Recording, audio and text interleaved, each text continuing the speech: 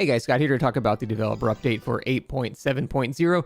This, from what I can tell, is mostly a quality of life thing, and they did say they were going to do this, and a lot of it does seem to be geared towards newer players, so a lot of this won't affect people that have been regularly watching DBD videos, things like that. A lot of this is just to get people who are going to be joining with Five Nights at Freddy's, which I assume is going to be a lot of people. It's to get them feeling much better when they start the game, so although this is not a particularly exciting update, other than a couple of things which we'll get to, it is sort of a necessary one because we need the new player experience for when that comes out to be as good as possible, because that'll probably be the biggest chapter the game ever gets in terms of player base. So this is like, you know, the pinnacle of DBD's player base. They want to make a good impression, and so, like I said, not very exciting, but very crucial to do this well and make new players have a much better experience. So I think that's a very, very good idea.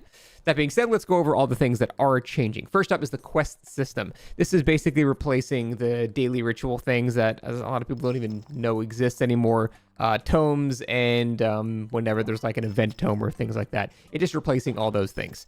So quests are going to be organized into distinct groups, including daily quests, Rift Pass quests, and event quests. Quests do not need to be selected to be considered active. All available quests are eligible for completion at all times, which is really great, meaning you don't have to go, okay, this is my Sabo round where I throw the match and just Sabo 50 times. Oh, this is my get chase round and I just run in front of the killer's face. So you can sort of do them all at once. And I think really of all of the things that are being changed, that's the most impactful. Having to select one, do it, select one, do it was just very annoying. So you can just sort of do everything now, and it's got that beautiful feeling of, in classic WoW, when you completed 9 quests in the Barrens and you all return to the Crossroads and turn them all in and get a giant chunk of experience. It just feels much better doing stuff like that. So there's also something called milestone quests, which reward players for completing progressively higher amounts of common in-game actions. This is just a stacking, I'm guessing, repeatable type of quest. Sort of like how there are similar aspects to this in the game already, but it'll just be something that you can, I assume, repeatedly do. You can pin multiple quests for easy reference in the lobby and match details screen in game, letting you know which quests you're currently trying to do at the moment. Again, you can do them all, but you're not going to remember the entire list of them. So you can basically give yourself a WoW quest log in the screen if you want to do that, which, you know, I don't think I'll be using that, but it's nice for people that want to use that, and that's pretty nice. So yeah, that should be more robust than the current kind of mishmash of random daily activities that we have right now. It's all going to be in one place, and I think that's probably going to be just more easy to digest for new players, and it's also going to have some quality of life for experienced players with a lot of hours as well. So that's all good. Archives, Tome, and Rift changes. So like I've joked about many times, I'm not really a big proponent of any of these things. But a lot of people do like them, so I do think that them updating it is great. And so I'm just going to read these changes because, like I said, I barely interact with these systems at all, but it is important to report on it. So first, the number of levels in the Deep Rift, and then they increase the number of available alpha variants within it. I don't really even know what that means. Update of the final rift here, following the Deep Rift to act as a repeatable source of blood points. I do know what that means. So basically, once you got to the end, there was nothing left to really get. So now you can just, I guess, keep gaining that last reward, which, that's fine. That's cool.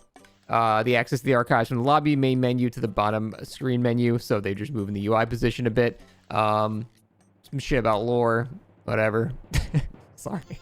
Perk preview and lobby. This is something we all were very excited for until we actually looked into it more than 3 seconds, and it's actually basically nothing.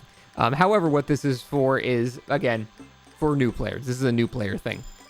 So it's a widget highlighting a player's own perks in the pre-game lobby. Newly unlocked survivors and killers come pre-equipped with perks in their first slot. So this is just to let new players know that perks even exist to begin with.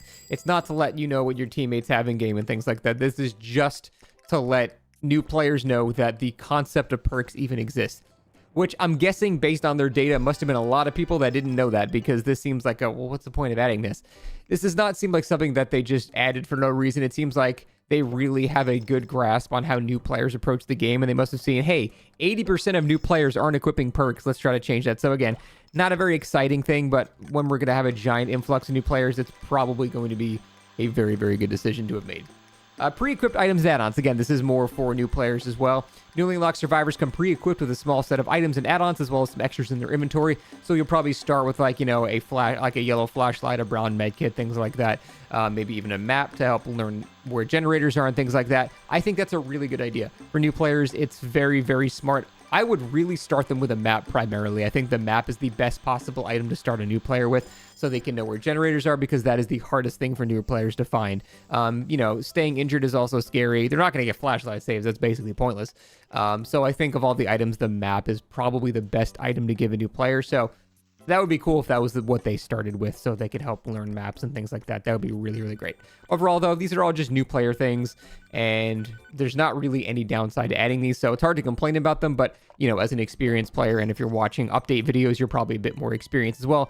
None of these things are really going to affect you in any meaningful way. But they are very, very important for the overall health and growth of the game, so keep that in the back of your mind. It will positively impact the game. Next, unhook spam prevention. Much to my sadness, you can now only fake unhook someone 3 times. So if someone is trying to go next, you can't troll them and just spam unhook on them for a minute.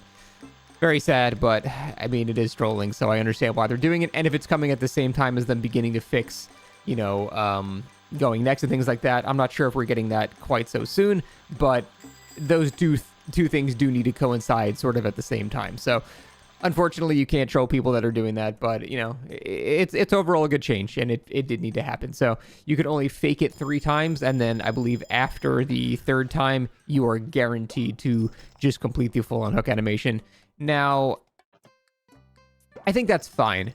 Now, in the early days, back when you can grab someone that was doing the unhook, this would be horrible. But that's not the case anymore, so this is really fine. You could fake it once, dodge a hatchet being thrown at you, or fake it once and dodge, a Deathsling or Harpoon or whatever, and then go for it. I can't really think of a scenario where you'd have to do it more than 3 times in rapid succession, so I think that's fine, and it's just to prevent abuse. Improved skill check safety net. This is probably my favorite thing in the entire patch.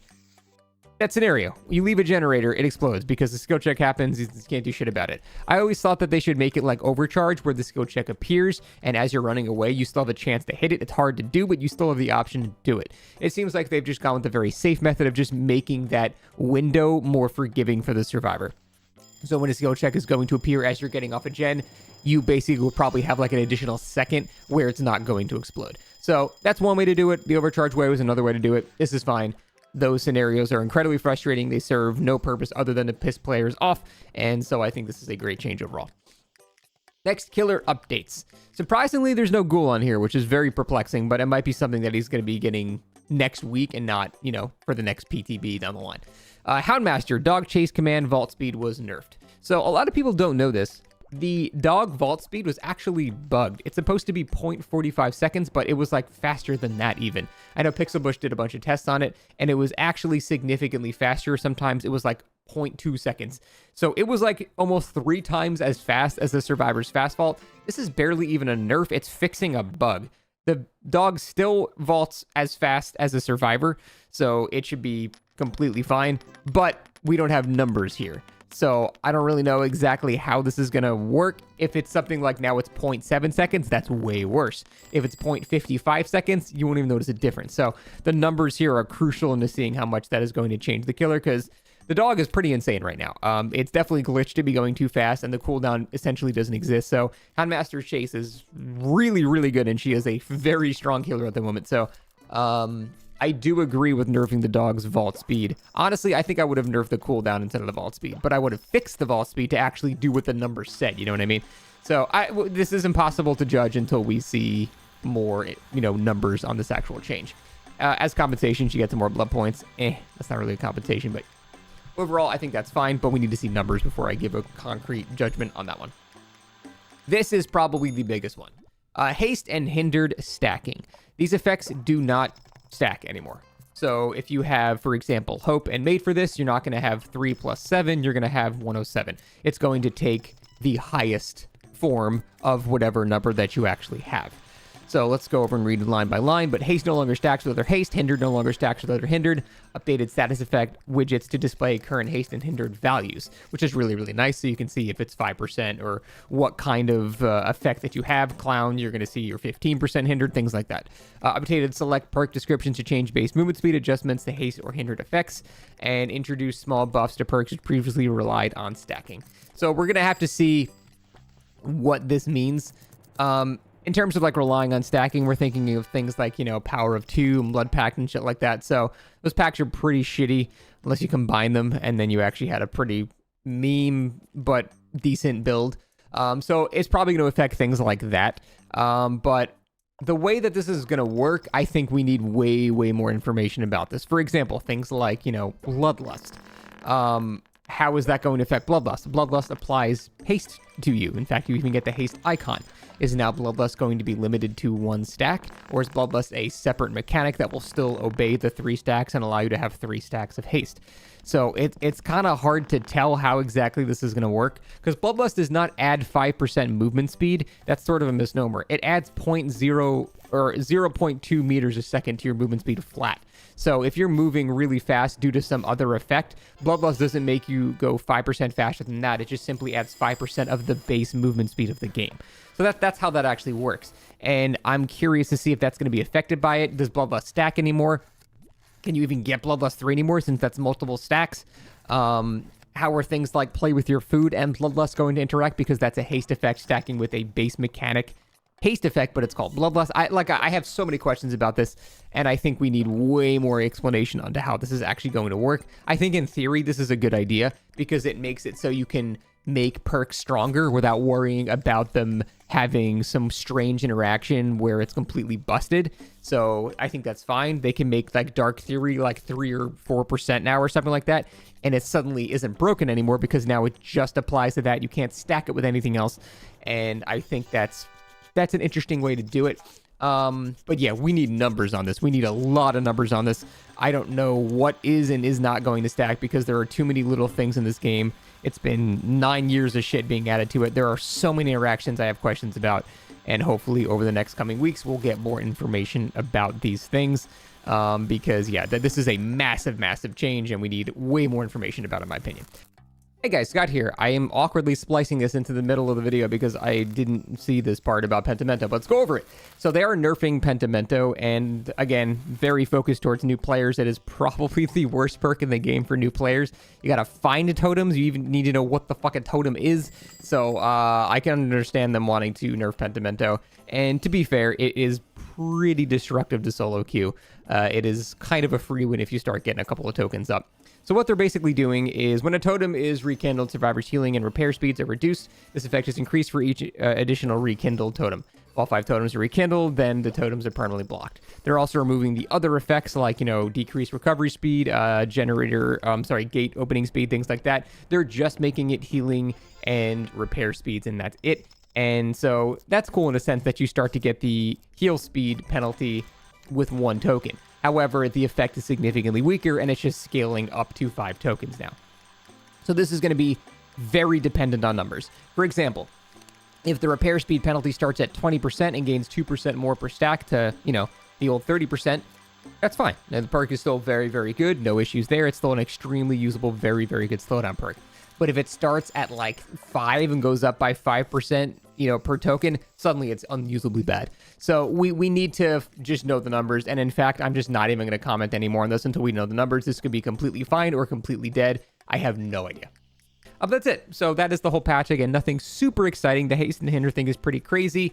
The quest system is going to be really nice pretty much for everybody. The improved skill check safety net is great for everybody, but everything else is pretty much just geared toward new players, which, I'll reiterate, while boring for most of us, is necessary for the new player experience to be better, especially when Five Nights at Freddy's brings us probably to the player peak that we've achieved in the entire game's history. So overall, great changes for the most part. I'm very curious about numbers and a lot of things, but we'll just go from there when we actually get more information. That's it. Thanks for watching, and we'll see you next time.